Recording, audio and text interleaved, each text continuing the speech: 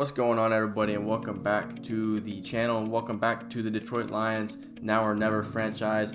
We're 2-0, and today we're going to be taking on the 1-1 Chicago Bears on the road for the first time this season. In the last video, we took on the Tampa Bay Buccaneers, and we won a shootout 42-38. Our rush defense was very bad, and I feel like Alim McNeill, due to him still being out, I thought he was going to be back for this game. He's still not back, so Alim McNeill being out, that really is going to hurt our rush defense, tremendously. Until we can get our defensive line healthy, then it's really going to affect us. But we got a couple of upgrades here after training. Luckily, nobody injured during training, but we got an update from Christian Gonzalez, Malcolm Rodriguez here with a speed rusher upgrade, as we want to use him a lot more. Only in his second year, star development. We really like what he can bring to the squad. Then you got Blake Corum with his first upgrade of the season. Hasn't really seen a lot of playing time though. Jamal Williams has been the guy that's taking care of business, so we can kind of look to get Blake Corum a little bit more opportunities, but I wouldn't count on it quite yet. And then the last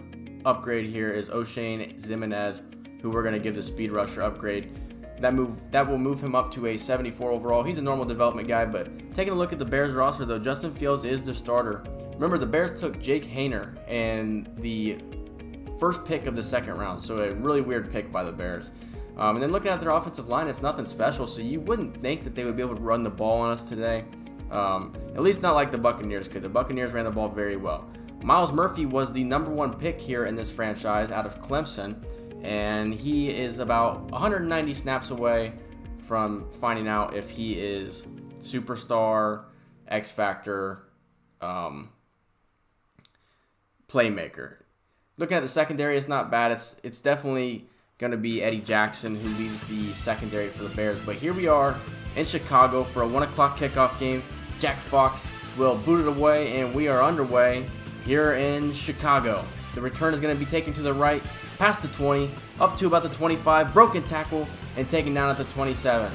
But hold on, because it looks like Jack Fox appears to be injured. If he was out for the remainder of the game, Quinn Nordin would have to handle the punting duties. He has never done that in his professional or college career. Jack Fox luckily would be back for the second half, but we would miss him for the first half of play. First down and 10 here. Justin Fields getting out of the pocket, taking it to the right. Big run for Justin Fields across midfield, all the way down to the 34-yard line. We saw Justin Fields do that to Aiden Hutchinson in college, made Hutchinson look bad. Second down and 9 here. The Bears still on their first drive here. Fields tries to get out of the pocket, but he is taken down by Xavier Thomas and Aquara. Xavier Thomas was our 7th round draft pick out of Clemson. We got high expectations for him here in this season and in the future as well. Here we are on our first drive of the game. It's going to be 3rd down and 10 early on, about midway through the first quarter. And you already know who Goff's going to. Amon-Ra St. Brown for about a 20-yard gain and a first down for the Lions, and we're moving the ball here. 3rd down and 5 now, inside the 10-yard line. And we go with the end around to Jameson Williams, the superstar wide receiver, and he's going to score the touchdown. You got to get this guy the ball. You got to get him involved, because he can score in so many different ways. He can score in the return game, as a pass catcher, as a runner. He can do anything for you. He is such an electrifying player. You got to get him the ball. And what a play call by Dan Campbell there. 3rd down and 5 inside your own 10 there. At the end of the first quarter, we were up 7-3, and I thought we were really handling our own.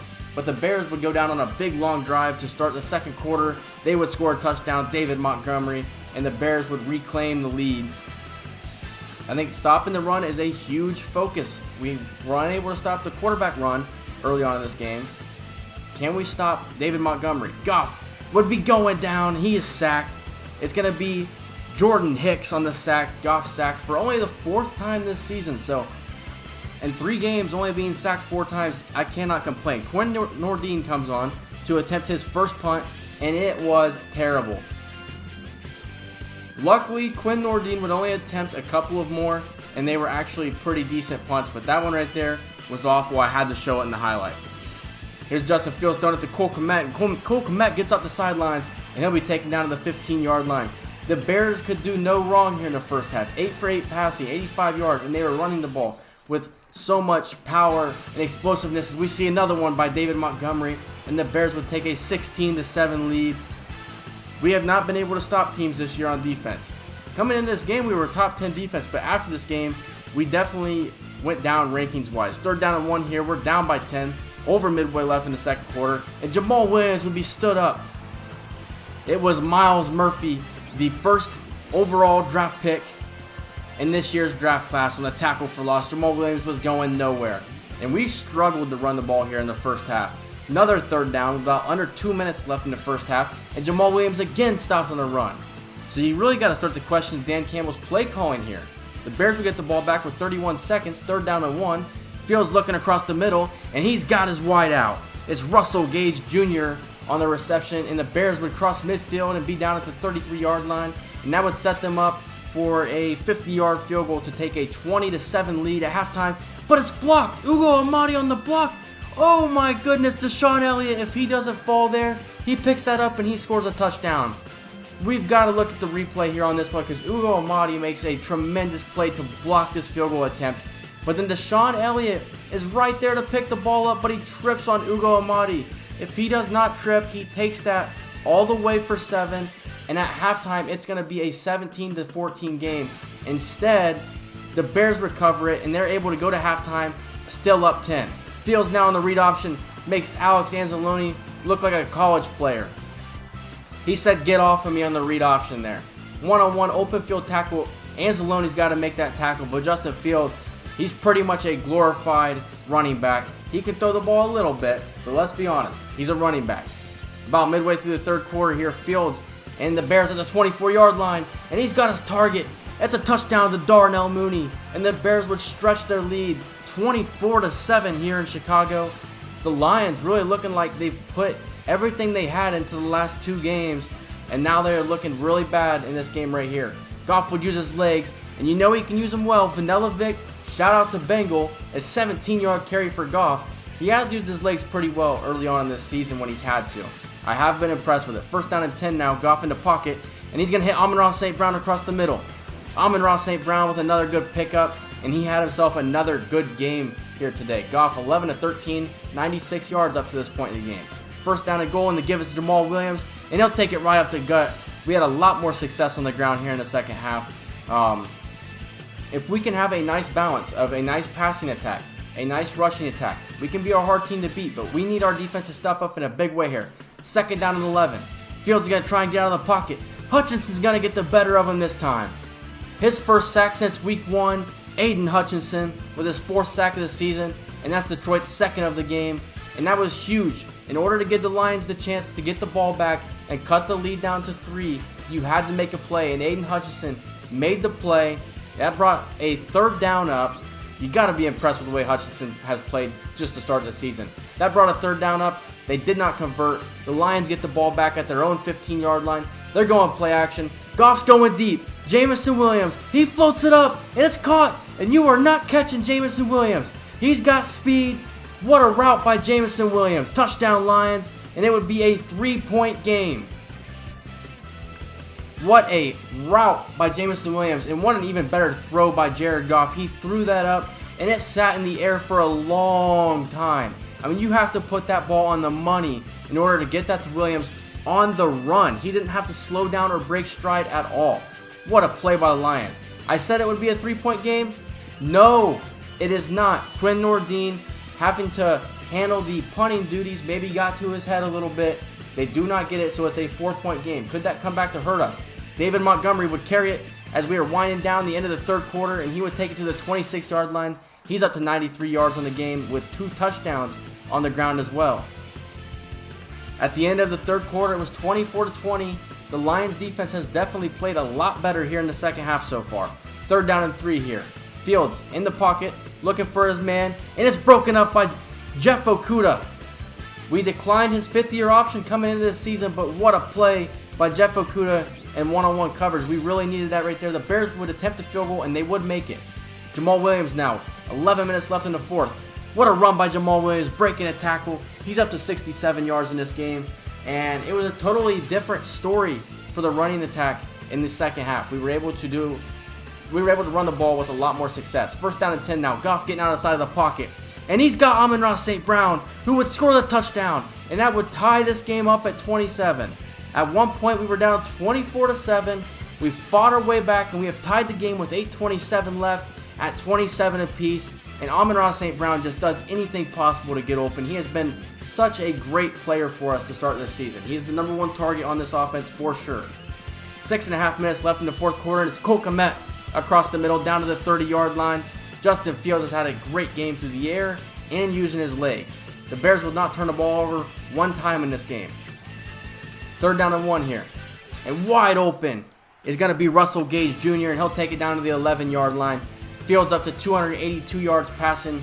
Okudah was in coverage with Russell Gage. It just seemed like he got lost. Maybe there was a pick. 3rd down and 7. Big player for the Lions. And it's going to be caught by Cole Kmet. Christian Gonzalez was in coverage, but he could not get a hand in there to jar it free. And Cole Kmet has played very good in this game, has the strong hands, is able to hang on for it. A touchdown for the Bears, and they would take a 34-27 lead. But we still had our opportunity in this game. We still have a chance to tie this game up. 2nd down and 5, and Goff's going to throw it to Pharaoh Brown, who has not had a great game today, but he has had a big part in this Lions offense to start the season. 2nd down and 2 here. We're passing again. It's going to be a screen to Jamal Williams. He makes a cut, and he'll be taken down to about the 32-yard line. 1st down for the Lions. 3rd down and 5 here. Big 3rd down and 5 for the Lions. Goff dropping back. What a drop he has. And it's dropped. Jamison Williams could have caught it on the deflection. He did not. 4th down and 5. The game may be on the line here. Goff scanning. He's not going to be able to get the ball away, and the Bears are going to turn the Lions over on down. It looked like Goff had some targets that might have been open, but even if they were wide open, he didn't have the time to get it off. So the Bears make a very big play. Now if the Lions want to have a chance, they're going to need to make a big stop here on defense in order to give themselves that chance that they so desperately need. If we look at it again, it looked like Pharaoh Brown might have been able to come open there. And then also there was a slant call. I think it might have been Allen Lazard on the slant. If we had another half second, I think we're able to complete that and move the chains. 2nd down and 9. David Montgomery. I thought he was going to take it all the way, but Okwara with the touchdown saving tackle. Not only that, but just a 1st down saving tackle. If David Montgomery doesn't get tackled there, he takes that for a 1st down and the Bears win the game. 3rd down and 5. The Lions need a play. Throwing it deep, and Jeff Okudah in coverage again makes a tremendous play. The play you needed him to make. 1st down and 10. The Lions with the chance that they wanted. Goff drops back, and that's not going to be a smart throw at all. Eddie Jackson on the interception, and it looked like we might have had Lazard on one-on-one coverage down the left side of the field. And unfortunately, I just didn't see him. I just kept dropping back way too far, and the only thing that I saw was I thought Amon-Ra St. Brown was going to be open enough where I could get that to him, but the ball just floated, and it was picked by Eddie Jackson. But what you're about to see here is I went to go look at the replay so that I could show you the replay of who I was going to look to throw to. The replay did not pop up. The only thing that popped up below resume game was call timeout. So it called a timeout for me, meaning that even if we wanted to stop the Bears, we would not be able to stop the clock enough times to win the game or get the ball back. The Bears had a 4th down and 3 with 3 seconds left, and they went for it. There's nothing that we could have done to save the game. The Bears were going to get the 1st down, or they were just going to run the clock out, and that's what they did. So they won the game 34-27. But this was the play I was trying to show you here. I was trying to go to instant replay, but it just hit call timeout. I should have slowed my roll, but I didn't. And what I was trying to show you is I think Allen Lazard, it was one-on-one coverage, and I think if I just high pass it and maybe float it up to him, I give myself a better chance at winning that one-on-one, especially with a receiver like Allen Lazard. I think he could have won that one-on-one. But I didn't see him. The only thing that I saw was Amon-Ra St. Brown coming open at about like the 49, and it was just a dumb throw because that's a long throw that you have to make, so there was no way that I was going to complete it. But the Bears were able to run the clock out there at the end, pick up the 1st down on 4th down. Not that it would have mattered. Even if they didn't get it, the clock had expired completely anyway. But I'm impressed with the way that I was able to fight back in this game and tie it up at 27. Even if I don't call that timeout there, do we win the game? Probably not. Goff had a good game other than that one interception right at the end of Eddie Jackson. But, we were able to claw our way back into it. And another thing I'm impressed with is that, in a game where we were down 24-7, we still stayed committed to the running game. And that's just something that you have to do. You have to stay committed to the running game, no matter what the circumstances are, because That's how you keep a rhythm and a flow within an offense. And even in Madden, you know, really real life, but even here in Madden, that's how you keep that rhythm and flow in the offense. So, you know, I'm having a lot of fun with this series. We're 2-1 at this point. I think we're a team that, you know, maybe we're missing a couple of pieces, but I think we could go on a run. I think I definitely want revenge on the Bears when we do play them again. But I'm looking forward to continuing this series. I'm going to record another video tomorrow, probably have it out, and a couple of days after that. But like I said, I'm excited for it, and I think that this series is going well right now. I've had some positive feedback, so I definitely appreciate it. But that's going to move us to 2-1, though. Osiris Torrance will have, I believe, his first upgrade of the season. We're going to work on him being like a power blocker. And then Jameson Williams also gets an upgrade here. I want to go deep threat for him because I want to be able to throw him the ball deep in a lot of circumstances. And then Aiden Hutchinson will get his first upgrade of the season as well.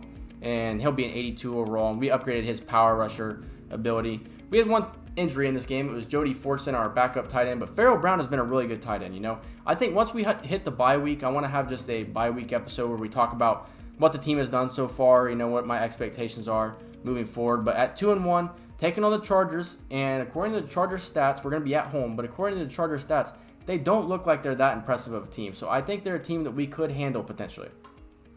But we'll take those guys on next at home for week 4. Can we move to 3-1? I hope you guys are there and you guys join me on this journey of the Now or Never Lions franchise. But that's going to do it for this video, guys. Leave a like, comment, subscribe, and I'll see you guys in the next one. See ya.